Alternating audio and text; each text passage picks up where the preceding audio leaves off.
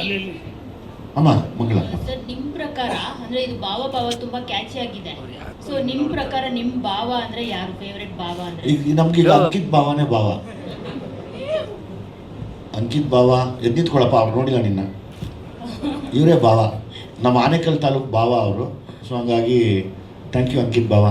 Vinay sir ಹೇಳ್ಬೇಕು, ನಿಂಗೆ ಯಾರಪ್ಪ ಭಾವ? ಫೇವರೇಟ್ ಭಾವ ಯಾರು ಸರ್? ನಮಗೂ ಅಂಕಿತ್ ಭಾವ. ಬೇರೆ ಯಾವ ಭಾವ? ಸೇಮ್ ಅಂಕಿತ್ ಭಾವ ಅವರೇ. ಸರ್ ಏನು ಬೇಕಾದ್ರೆ ತಿಳ್ಕೊತಾ ಇರ್ಬೇಕು ಸರ್ ನಾವು. ವಿಜಯ್ ಸರ್, ಆಡು ಭಾಷೆ ಅದು. ವಿಜಯ್ ಸರ್, ಈ ಕಡೆ ಇತ್ತೀಚೆಗೆ ಯಾವುದೇ ಸಿನಿಮಾಗಳು ಬಂದರೂ ಕೂಡ ಪ್ಯಾನ್ ಇಂಡಿಯಾ ಫೋಕಸ್ ಆಗಿ ಸಿನಿಮಾಗಳನ್ನು ತರಲಿಕ್ಕೆ ನೋಡ್ತಾರೆ. ಆದರೆ ನೀವು ಓನ್ಲಿ ಸ್ಟೇಟ್ ಮಾತ್ರ ಫೋಕಸ್ ಮಾಡ್ತೀರಾ. ಪ್ಯಾನ್ ಇಂಡಿಯಾ ಸವಾಸನ ಬೇಡ ತಲೆ ಬಿಸಿ ಅನ್ನುವಂಥದ್ದು ಅಥವಾ ಭಯ? ಭಯ ನಾನು ಯಾರಿಗೂ ಪಟ್ಟಿಲ್ಲ, ಪಡೋದು ಇಲ್ಲ. ಅಷ್ಟು ದೂರ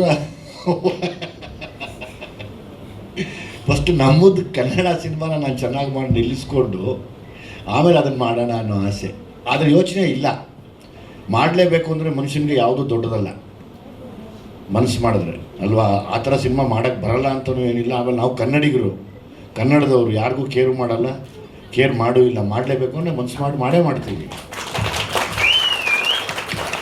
ಯಾವನಿಗೂ ಭಯ ಪಡ್ಕೊಂಡೆಲ್ಲ ಸಿನಿಮಾ ಮಾಡಬಾರ್ದು ಅನ್ನೋದು ಯಾವತ್ತೂ ನಾವು ಅದನ್ನು ಯೋಚನೆ ಮಾಡ್ಕೊಂಡು ಬರಲೇ ಇಲ್ಲ ನಾವು.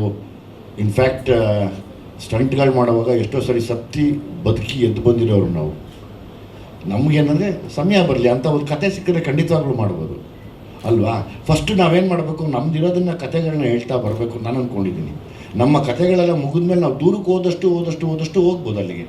ತಿರ್ಗಿ ಆಮೇಲೆ ಇನ್ನೇನು ಪ್ಯಾನ್ ಇಂಡಿಯಾ ಅಂದರೆ ಎಲ್ಲರ ಮನುಷ್ಯರ ಭಾವನೆ, ಮನುಷ್ಯರ ಸಂತೋಷ, ಮನುಷ್ಯರ ನೋವು, ಅದನ್ನು ಮತ್ತೆ ಪ್ಯಾನ್ ಇಂಡಿಯಾ ಥರನೇ ಹೇಳ್ತಾ ಇರ್ತೀವಲ್ವಾ. ಅಲ್ಲೊಂದು ಸ್ವಲ್ಪ ಜನ ಜಾಸ್ತಿ ಇರ್ತಾರೆ ಅಷ್ಟೇ. ಒಂದು ಡ್ಯಾನ್ಸರ್ ಜಾಗದಲ್ಲಿ 800 ಜನ ಡ್ಯಾನ್ಸರ್ ಇರ್ತಾರೆ, ಬಟ್ ಹಂಗೆ ಕುಣಿತಾ ಇರ್ತಾರೆ. ಅವರು ಭಾವನೆಗಳು ಹಂಗೆ ಇರ್ತಾವಲ್ವ. ಅಣ್ಣ ತಮ್ಮ, ಅಕ್ಕ ತಂಗಿ, ಅತ್ತೆ ಮಾವ, ಹೀರೋ ಹೀರೋಯಿನ್ನು. ಕಾಲ ಬರಲಿ, ಹೋಗೋಣ ಇನ್ನು ಮುಂದಕ್ಕೆ.